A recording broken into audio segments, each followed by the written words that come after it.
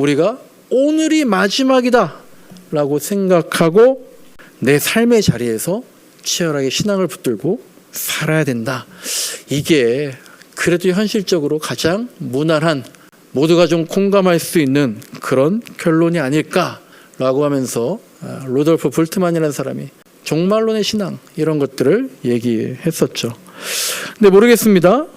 저도 이런 것들이 틀렸다라고 얘기하는 것이 아니라, 근데 이런 두루뭉실한 결론이 참 싫습니다. 왜냐하면 우리 기준은 예수님이기 때문에 그렇습니다. 오직 예수 그리스도가 우리의 기준이죠. 구약의 표현, 새하늘과 새 땅, 오케이. 바울의 신학, 새로운 피조물, 오케이. 좋지만 예수님 표현은 단 하나로 명확했다라는 거예요. 그 예수님 표현이 하나님 나라라는 거예요. 그래서 주님이 이렇게 기도하라고 하셨죠. 먼저 그의 나라와 그의 의를 구하라. 그리하면 이 모든 걸 너희에게 더해 주겠다라고 말씀을 하신 것 같아요. 여러분들 어떤 것 같습니까? 어떤 종말을 내가 믿고 있습니까?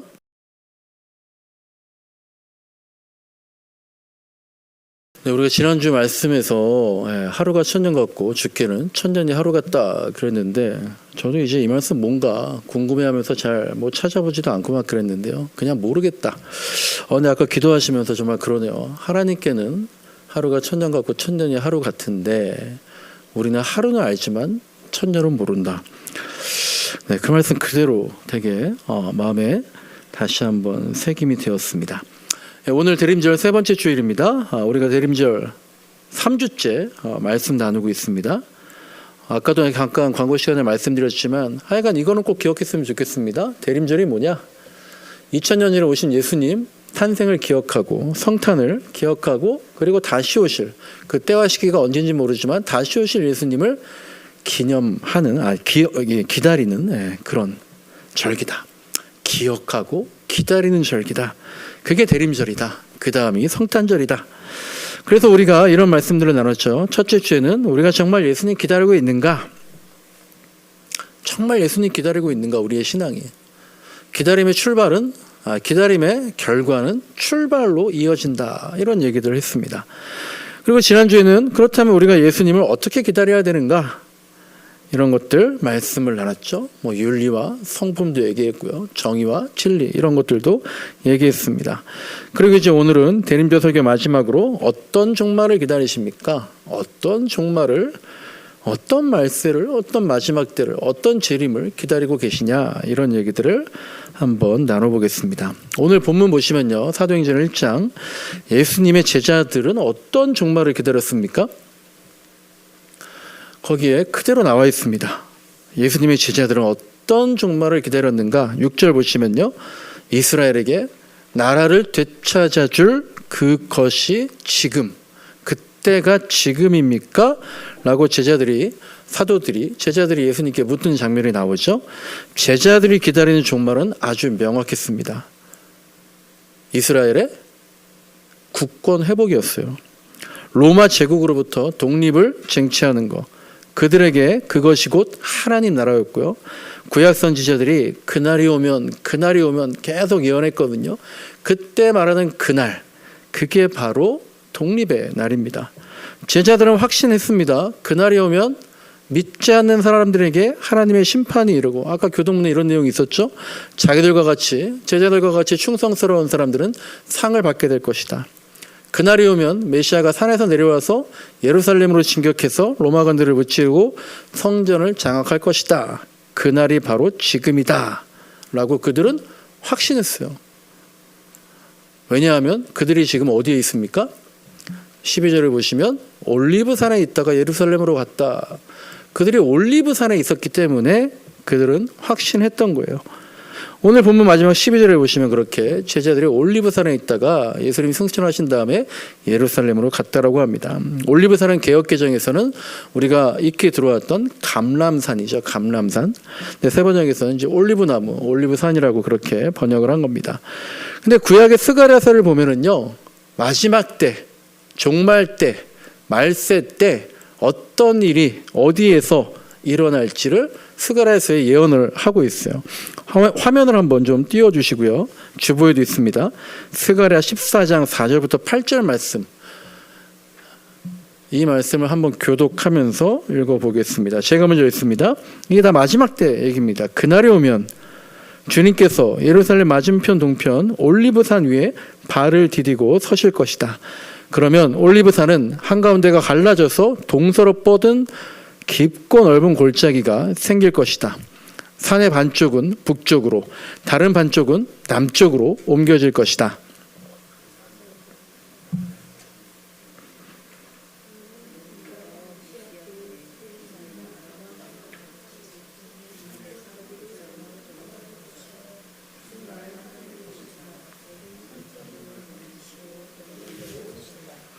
네, 마지막 때 이런 일이 일어난다는 거죠. 6절에 그날이 오면 햇빛도 차가운 달빛도 없어진다.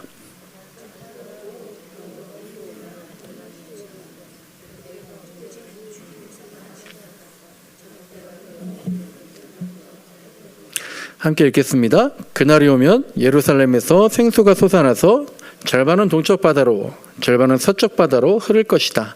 여름 내내 겨울 내내 그렇게 흐를 것이다. 아멘. 이 말씀들을 보면은요, 마지막 때 예수님께서 어디에, 메시아가 어디에 계신다는 겁니까? 올리브산에 서서 거기에서부터 시작한다는 거예요. 그러니까 올리브산은 지금 예수님이 단순히 여기에 있다, 지리적 위치를 말하는 것이 아니라요, 세상의 마지막 때가 시작되는 하나의 상징이자 표징이 되는 그런 장소인 거예요. 저기 올리브산에서. 구약의 예언서, 이 스가랴서에서 계속 지금 그 얘기하지 않았습니까? 예루살렘 동쪽에 있는 올리브산에서 예루살렘으로 입성해서 이스라엘을 회복시킬 것이다. 그러니까 이 말씀을 계속해서 전승으로 알고 있는 제자들은 예수님이 부활하시고 이제 하늘로 승천하시기 바로 직전에 굳이 이 올리브산에 서 계신 예수님 보고 지금이구나, 이제 드디어 독립이구나 라고 생각하는 게, 여러분들은 처음 들을지 모르겠지만 제자들은 당연한 겁니다. 제자들은 그날이, 재림이, 종말이, 하나님의 나라가, 새하늘과 새 땅이 정치적인 독립이자 현실적인 승리다, 그렇게 생각하고 많은 유대인들도 그런 걸 기대했습니다. 그런데 이제 오늘 종말은, 여러분들이 기다리는 종말은 어떤 겁니까? 우리가 생각하는, 혹은 우리가 여태까지 배워왔던 재림이나 말세, 종말, 이것과 이 제자들이 생각한 것은 사뭇 다른 모습입니다. 우리가 알고 있는 종말은 어떤 모습인가요? 여러분은 어떤 종말을 기다리고 계십니까? 종말이라고 하면 여러분들은 어떤 이미지가 떠오릅니까? 종말. 아마 학생들이 종말에 대해서 더 많은 이미지가 떠오를 겁니다. 아마 우리 머릿속에 떠오르는 종말에 대한 이미지, 대략 이렇게 두 가지로 정리할 수 있을 겁니다. 첫 번째로는 세상의 파괴입니다. 영화에서 보듯이, 게임에서 보듯이 지구가 멸망하고 폐허가 되는 그런 장면입니다. 뭐 해성이 충돌하든지 환경이 파괴되든지 소수의 인류만이 기적적으로 살아남거나 뭐 우주선으로 탈출해서 화성 같은 곳에 가서 문명을 다시 세우는 막 그런 이미지가 떠오르는 거죠. 세상의 파멸. 그리고 두 번째는 어떤 겁니까? 종말이 오면 우리가 어떻게 되죠? 사후세계에서 영생을 한다는 개념이 있죠. 이 세상은 다 사라지고 죽어서 천국이나 지옥에서 영원히 사는 것, 이걸 우리가 종말이라고 생각합니다. 이런 것들을 신학에서는 우주적 종말론이다, 그렇게 부릅니다. 성경에도 이런 묘사가 자주 등장합니다. 어떤 것들입니까? 우주적인 종말이다. 예수님이 구름 타고 내려오시죠. 천사와 함께 오시죠. 해와 달이 아까 스가랴에 있는 것처럼 빛을 잃고 지진과 홍수가 납니다. 이 세상을 우리가 많은 그림에서 본 것처럼 불로 심판하시는 이런 우주적 종말, 그리고 이게 필연적으로 우리 개인적 종말과 연결되죠. 마지막 날에 그렇게 전 세계가, 우주가 멸망하는데 우리는 어떻게 됩니까? 이게 개인적 종말입니다. 하나님이 양과 염소를 나누듯이 사람들을 구별해서 믿는 자는 영생을, 믿지 않는 자는 심판으로 이끄신다. 우리가 익히 들어온 예수천당, 불신지옥이 이 도식이 바로 여기에 해당되는 거죠. 지난주에 말씀드린 것처럼 초기교회 성도들은요, 서기 1세기 중반까지 한 60년대까지만 해도요, 이 우주적인 종말, 세상이 파괴되고 개인적인 종말, 나는 천국 간다, 이게 동시에 이루어진다라고 생각을 했습니다. 이 말은 뭐예요? 60년, 70년, 그때가 되면 곧 세상이 멸망하고 우리도 천국 간다. 곧 일어날 것이다. 라는 것. 그것에 대해서 아주 확신하고 있었습니다. 그러니까요, 제가 여러분들한테 여러분 어떤 종말을 믿어요? 그 사람들은요, 서기 1세기 때 아주 당연했습니다. 단순 명료했어요. 두 가지입니다. 우주적 종말과 개인적 종말을 믿습니다. 이게 아주 가까이 임박해서 곧 이루어질 겁니다. 이렇게 믿고 있었던 사람들이죠. 그런데 문제가 생겼다고 하지 않았습니까? 서기 1세기 말 80년, 90년, 100년 되니까 이런 종말이 현실로 나타나지 않는 거예요. 예수님이 재림하지 않으셨고요. 세상도 여전히 멀쩡하게 돌아가고 있는 겁니다. 그 사이에 먼저 죽은 우리 아버지 어머니 그리스도인으로였는데 그분들이 정말 천국에 갔는지 눈으로 확인할 길도 없었습니다. 사람들이 동요하는 거예요. 어떻게 된 겁니까? 어떻게 된 겁니까? 감독님, 장로님, 집사님 어떻게 된 겁니까? 교회가 여기에 대해서 대답을 해줘야 했습니다. 그래서 어떻게 얘기했을까요?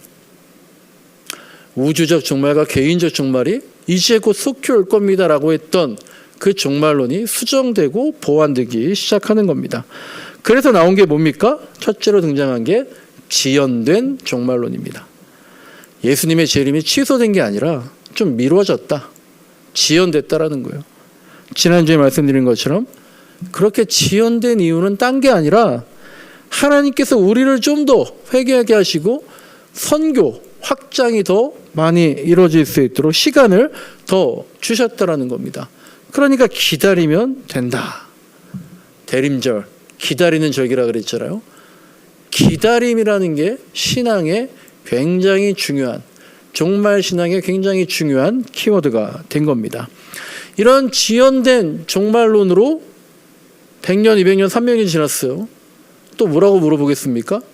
도대체 언제까지 지연됐습니까? 제가 옛날에 그랬죠. 그래서 어떤 사람들이 500년에 오신다, 1000년에 오신다 숫자를 막 들이댔다고.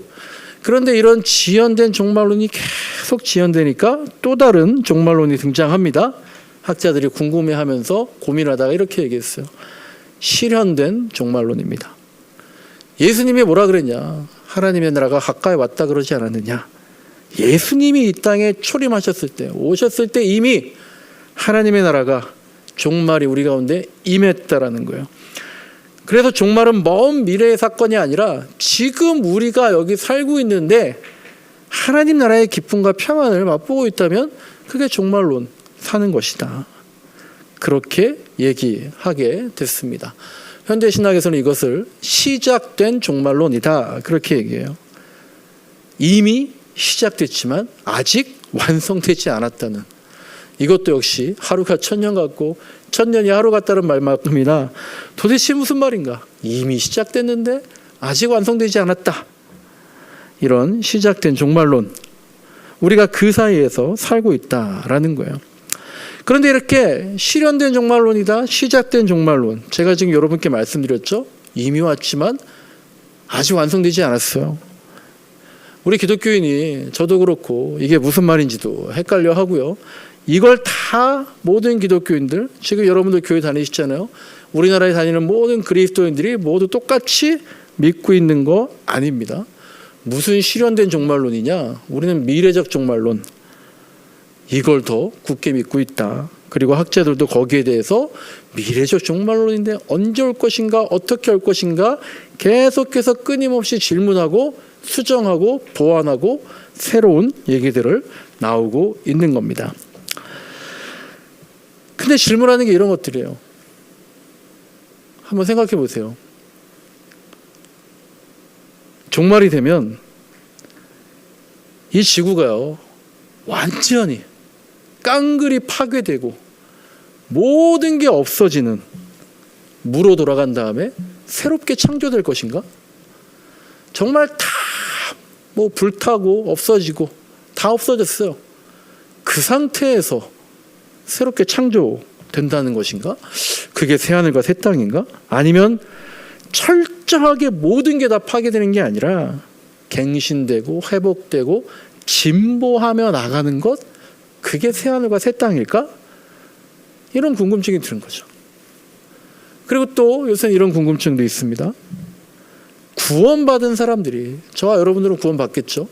구원받은 사람들이 천국에서 영원토록 행복하게 사는 건 납득이 가는데, 지옥에 간 영혼들, 우리 부모님 믿지 않아서, 우리 가족 믿지 않아서 지옥에 간 영혼들도 영생할까? 그걸 왜 그런 생각을 하겠어요? 그러면 그 사람들은 그 불타는 지옥에서 죽지도 못하고 영원토록 고통받으란 말인가? 하나님이 선하시다면서 어떻게 그렇게 하실 수 있지? 이런 질문들이 꼬리에 꼬리를 무는 것입니다. 이러면서 우리는 여러 가지 종말론이 있는데, 그냥 전통적인 종말론을 믿고 있든지 아니면 현대적 종말론을 생각해 보든지, 이도저도 상관없이 그냥 어떻게 되겠지라고 있는지, 이런 상태로 살고 있는 거죠. 그런데 종말론은 기독교의 핵심이거든요. 왜냐하면 기독교가 종말론에서부터 시작됐기 때문에 그렇습니다. 예수님이 부활하시고 승천하시고 다시 오신다, 그때가 종말이니까 예수 믿어라, 이거였거든요. 그런데 그렇게 중요한 시작과 끝인 그 종말론이 아이러니하게도 통일되어 있지 않고 많은 사람들이 되게 느슨하게 생각을 하고 있습니다. 그러면서도 종말은 믿고 있어요. 참 신비로운 일인 것 같아요. 보통 이렇게 믿고 있죠. 예수님 오시기 전에 죽으면 천국 가는 거죠. 그리고 예수님 오신 다음에 심판이 이루어지면, 그렇게 오신 다음에 우리는 또 천국 간다. 하지만 여기에 수많은 전제와 복잡한 신학적 질문들이 섞여져 있어서, 그 중에서도 모르겠어요, 제 개인적으로는 가장 난해하고 중요한 질문은 이거 같아요. 종말 이후의 세상, 우리가 간다는, 우리가 도달한다는 최종 목적지는 과연 어디냐라는 거예요. 우리가 죽으면 간다는, 예수님이 재림하시면 간다는 그 최종 목적지가 어디냐? 성경에 구체적으로 안 나와 있거든요. 구약에서는 이렇게 표현합니다. 새 하늘과 새 땅이다. 신약에서 예수님은 하나님 나라다. 사도 바울은 뭐라고 표현했습니까? 딱 이거다라고 결정지을 수는 없지만 새로운 피조물이다. 그게 우리가 죽음 이후에 가는 곳이다. 그래서 구약에서 새 하늘과 새 땅, 이거 이사야 11장에서 이렇게 표현하죠. 이리와 어린 양이 함께 뛰놀고 어린아이가 독사구리에 손을 놓고 장난치고 뭐 다 맹수와 아이들이 같이 뛰논다는, 이 새 하늘과 새 땅은 창조 질서가 회복되는 에덴 동산으로 다시 회복될 것이다. 종말 이후에 창조 질서가 완전히 회복된다라는 거에 방점을 두고 있는 겁니다. 반면에 신약의 예수님은 하나님 나라를 얘기하시는데, 하나님 나라는 어떤 장소를 얘기하는 게 아니라 통치권자가 누구냐, 이걸 얘기하는 거죠.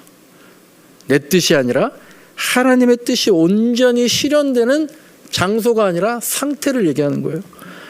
거기서 하나님 나라다. 거기에서 지금 여기서부터 그렇게 살아가라, 그런 얘기죠. 그리고 바울은 이런 거대 담론보다는 개인의 실존적인 변화를 강조해서 옛사람 벗어버려라, 새 사람을 입어라, 윤리적으로 영적으로 거듭나는 새로운 피조물이 되라, 그게 구원이다 라고 얘기를 하는 겁니다.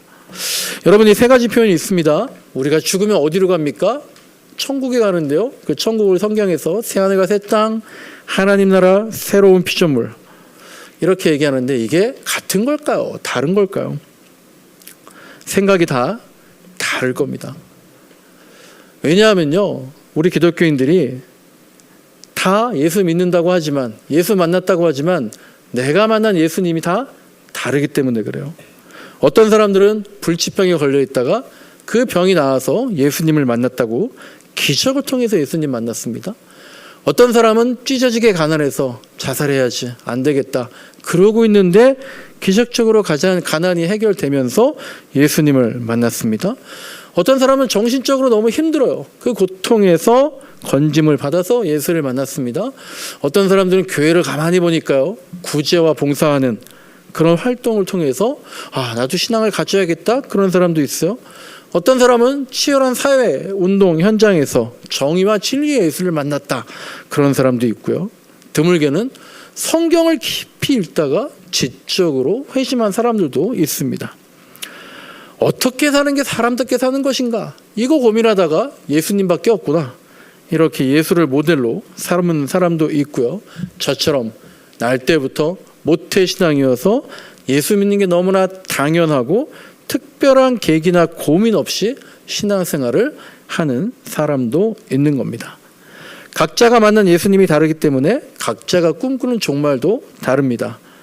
그래서 누군가는 새롭게 창조되어서 우리를 기다리고 있다는 새하늘과 새 땅, 이게 종말이지. 또 누군가는 정의와 공의가 실현된다는 하나님 나라, 이게 종말이지. 또 어떤 사람들은 내 영혼과 가족, 영혼이 구원받는다라는 천국, 이게 종말이지. 다들 다르게 생각하는 거예요. 신기하죠. 다 같이 예수를 믿는데 그 핵심이 종말론이라고 학자들은 그렇게 얘기하는데 그 종말의 모습, 어떤 종말, 다 다른 거예요. 이게 다 같은 하나일까요? 아니면 서로 다른 셋일까? 삼위일체 같은 어떤 신비로운 모습이 보여요. 아니면 어떤 하나 속에 모두가 포함된 것인가? 여기에 대해서 모든 사람이 이겁니다라고 정답을 얘기하면 다 오케이 그거지라고 고개를 끄덕이는 그런 정답을 내리지 못하고 있습니다. 어떻게 보면 그저 종말이라는 하나의 그림에 성경이 새하늘과 새 땅도 종말이야, 하나님 나라도 종말이야, 새로운 퓨처도 종말이야, 이런 세 가지 화풍으로 그려낸 것인지 어떤 것인지 고민하다가 학자들은 대충 이런 결론을 내렸습니다. 종말론적인 신앙을 가지고 살아가자. 이게 뭐예요? 우리가 오늘이 마지막이다 라고 생각하고 내 삶의 자리에서 치열하게 신앙을 붙들고 살아야 된다. 이게 그래도 현실적으로 가장 무난한, 모두가 좀 공감할 수 있는 그런 결론이 아닐까라고 하면서 루돌프 볼트만이라는 사람이 종말론의 신앙, 이런 것들을 얘기했었죠.